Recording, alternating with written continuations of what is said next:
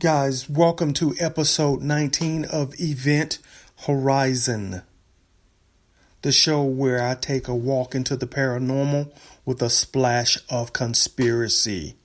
This is the podcast that if David Icke and the X-Files got together and had a baby, they would produce this show, this podcast. Hi, I'm Mark Anthony Peterson, and I am your host. I wanted to log back in to give you guys some bonus material to build on the last episode 18. Because I realized I had not given you any examples of the Mandela-effect and laid that next to my thinking on the early hadron colliders or the early particle accelerators. So let's jump right in and give you this bonus material. Where did we leave off? We were talking about string theory in the last episode. Now, in string theory, we accept that there are vibrations of electrons and quarks that are vibrating loops of energy. That these strings basically are the DNA of the universe. That these strings, these really minute strings are so small in comparison to the size of your DNA that if you blew up your DNA to the size of the universe, many say the string would be the size of a tree. In that universe, that's how small the strings are. So I argue that these strings, which are vibrations of energy that make up everything in the light universe, right? That our DNA is the actual insulation, the coating around these strings that gives us our celestial identity. Yeah, that tells us who we are. That this celestial identity is impacted by the dimensions and is spread across the multiverse. I know. It sounds crazy, but that's how I'm thinking about this. We are light beings trapped in a carbon body. Part of who we are is still a piece of consciousness, which is energy that vibrates and that is connected to these minute pieces of string that are spread across the multiverse. And that there is a connection between us and all the strings that make up our celestial identity. And that those strings, those quarks and qubits, if you want to call that being the building blocks of our soul, our consciousness, are tethered together and move in tandem whenever they are affected by heavenly light. So our DNA is a time machine that actually links you to those qubits and quarks. Our DNA is a time machine that reflects who you were, will be, and are today. And that gives us that consciousness, and it flows through your blood. That's why last episode was saying your blood is the key. Before we were carbon-based, we functioned like quantum computers and had the ability of superposition. Yeah, the likeness of God. The likeness of God gives you the ability to be everywhere and in everything. After we became the carbon-based beings, that identity was split and spread across the multiverse. Primarily because, my opinion, the sin that we accepted created choice. Choice created probability. Probability launched the multiverse. With that, there are multiple infinite number of probabilities of what we can decide to do, and all of those affect reality and time.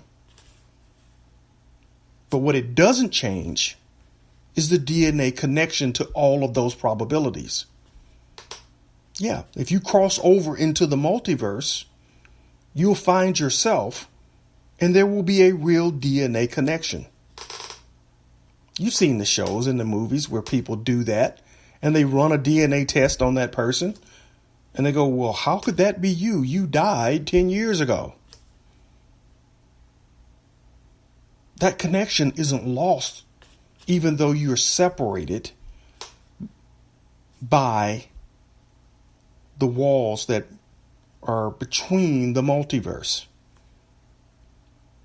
Now, I also argue that identity is affected by the dimensions that we don't feel or perceive outside of the four that are part of our reality. And that's what the guys who are running these particle accelerators are looking for.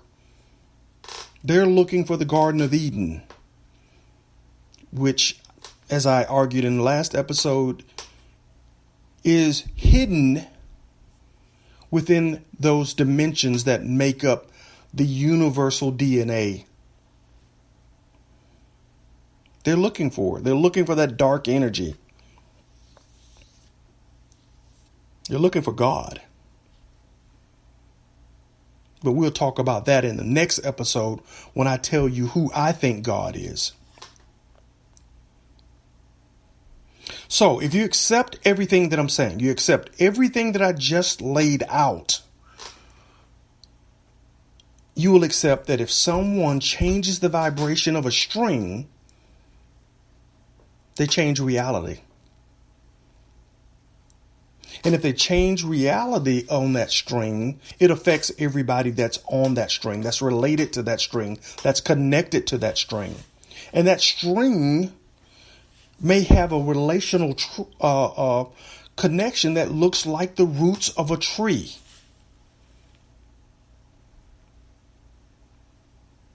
And maybe that's why we call that the tree of life and the tree of knowledge. Because these are the underpinnings of our reality.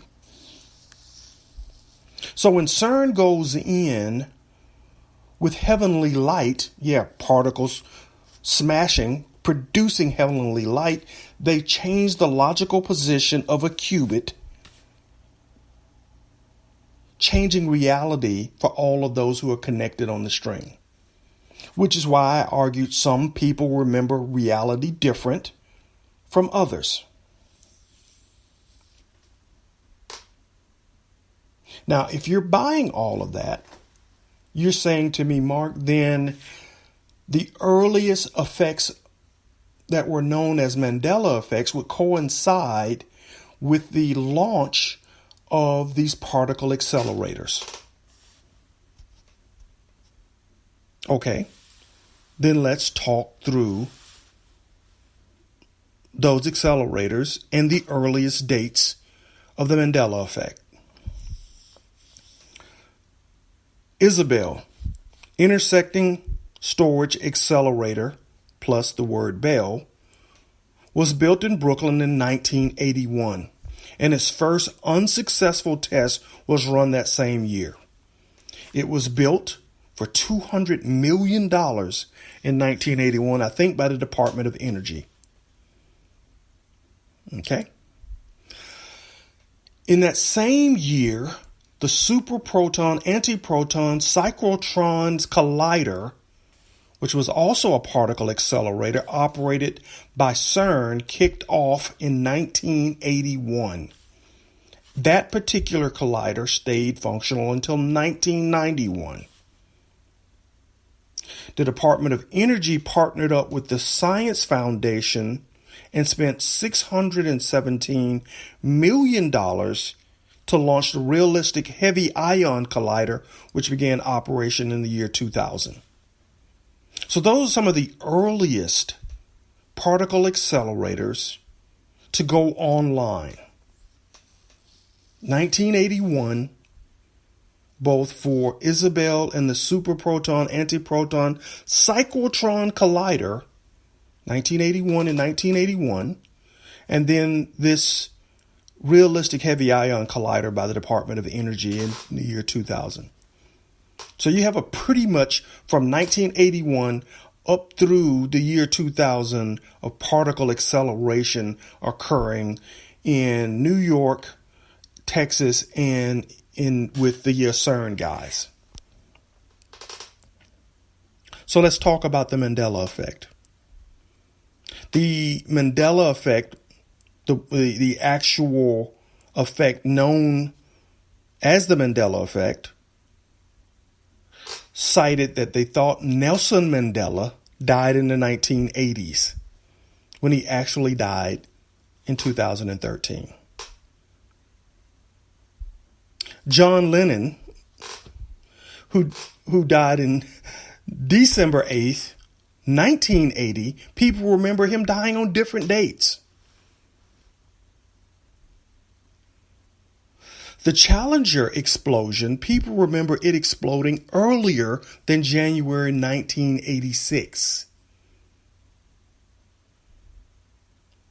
Mother Teresa has a double Mandela effect. Many people remember her name being spelled with an H. Theresa. Others remember it as it is said to be spelled Teresa.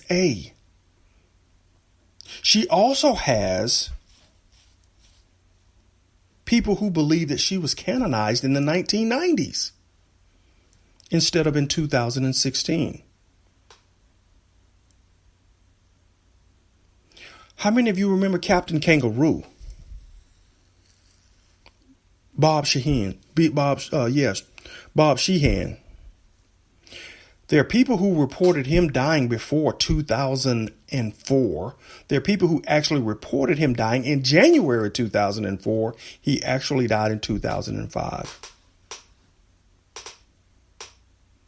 So these dates are pretty consistent with the dates of the very first particle colliders going online.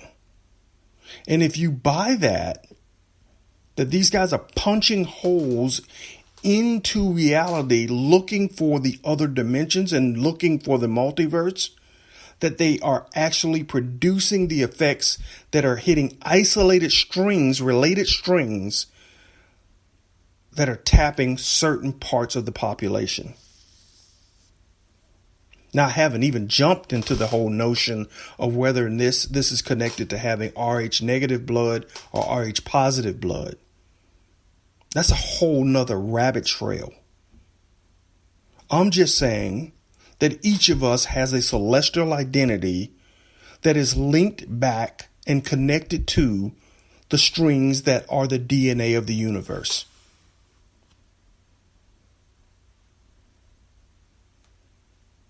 That's all I'm saying. And that if you punch a tiny hole, you hit a string. And like the roots of a tree, you hit a vein and you're going to tap everything on that vein. And that's what I think is happening.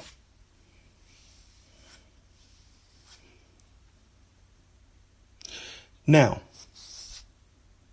I have a real life example that I want you guys to go check out. On my Facebook page, Facebook/Event Horizon, there is a video from 1996 that I pulled out of my VHS collection. It's like, Mark, what are you doing with VHS tapes from 1996? I recorded every Simpsons episode so that I could play them back on the weekends, because I was a consultant for one of the big strategy houses, and I was always gone when the Simpsons aired live. So I recorded them and watched them when I had the time. I took those old VHS tapes with me when I started renovating houses and brought a VHS player with me with an old-fashioned TV. And it's when I put this tape in from 96 that I realized that Disney had run a commercial for Snow White where they said, "Mirror, mirror on the wall." Today, the official line from the Disney Corporation is that it's always been magic mirror on the wall. So why would they run a commercial in 96 with it saying mirror, mirror on the wall? Because something happened in the time periods when these first colliders were going online, when these first accelerators were smashing particles. There was also the time period where we were converting over from analog to digital. And I think that conversion is just another step, another part of the process of reactivating the ancient artificial intelligence, giving them the ability to suppress our consciousness and our reality. But the analog tape doesn't lie. And it certainly can't be changed. It's on a VHS tape. It's not in the cloud.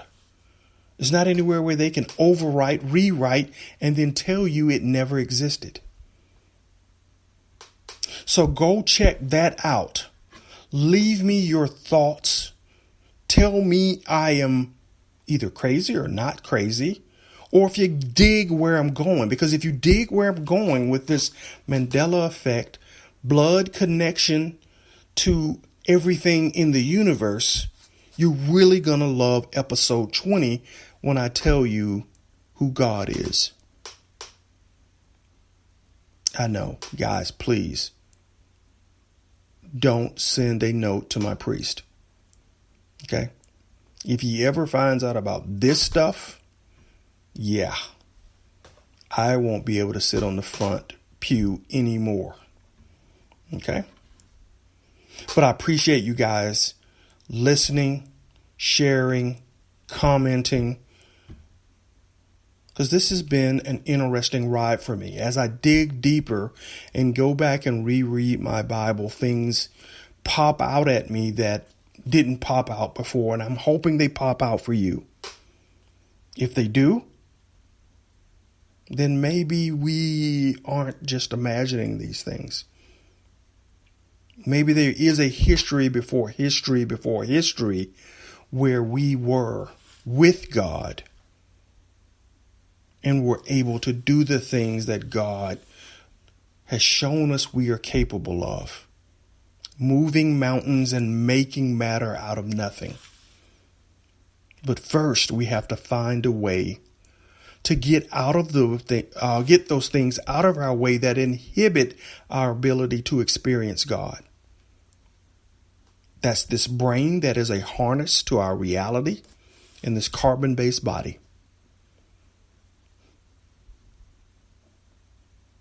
Guys, thanks for listening. I appreciate you checking out this bonus material. And please be on the lookout for episode 20. Who is God? Peace.